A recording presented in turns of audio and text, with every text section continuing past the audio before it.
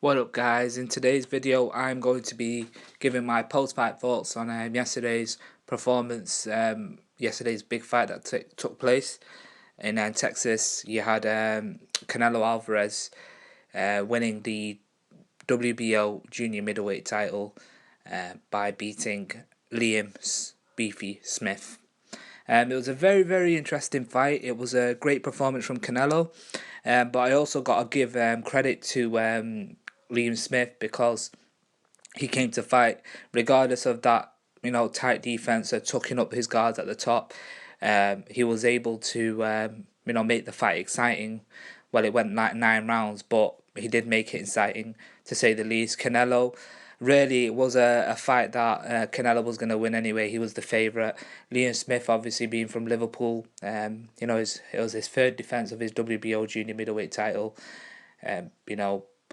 He basically, to this level of stepping up, it was a big ask, but I think he had nothing to be ashamed of really, because he showed that he can mix it in there with the big boys, and I was really impressed with him. He's no shame in losing to Canelo Alvarez. But Canelo Alvarez, what do you think his next move will be? I think, in my eyes, he should.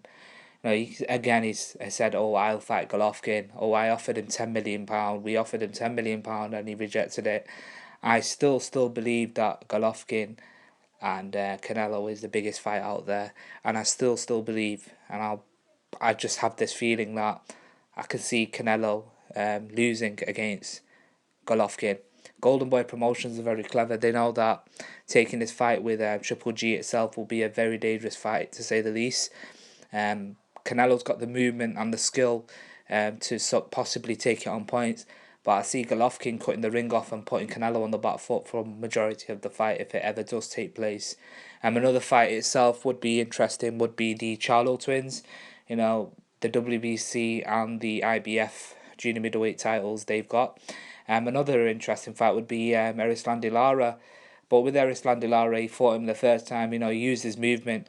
With Canelo, he likes to fight guys who stay in the pit pocket and come forward, because he can tee off in his opponents and, move around and, throw his combinations. And you know what, regardless, his combinations that he throws, the accumulation of punches he throws is outstanding. And against Liam Smith last night, that body shot was probably the best body shot I've seen, similar to when Golovkin knocked out Matthew Macklin.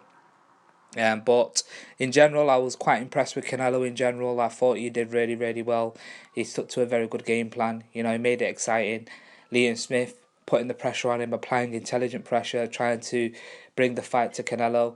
But you just saw the different class and the power from Canelo. Canelo has is very strong when he fights inside.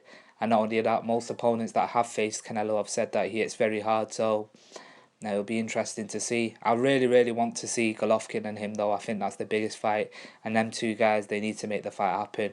Golovkin has proven, in my eyes, who has he fought? People are going to say Canelo Alvarez has fought the better opposition, but Triple G itself would be a very interesting fight, because of the fact that regardless of him just cutting the ring off and doing that, he can also box as well. He can stick to the good game plan of throwing a jab, and once he starts throwing that jab and setting his combinations together and landing them body shots, they're absolutely devastating.